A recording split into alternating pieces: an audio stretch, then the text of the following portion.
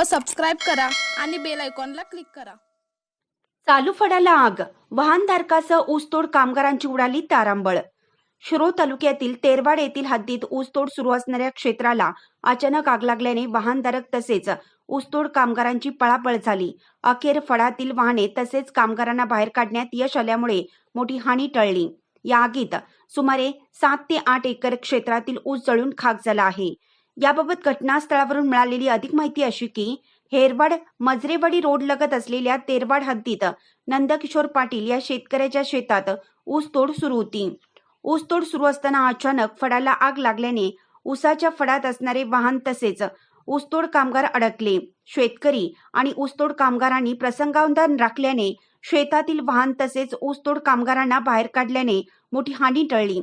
सदरची आग परिसरातील ऊस क्षेत्राला लागल्याने लगत असणाऱ्या रामचंद्र आसनेकर यांचे ऊसाचे क्षेत्र या आगीच्या भक्षस्थानी पडलं। ऊस क्षेत्रात ठिबक असल्यामुळे शेतकऱ्यांचे मोठ्या प्रमाणात नुकसान झाले आहे। इंडियाचा आवाज न्यूजसाठी तेरवाडहून जहांगीर रणमल्ली।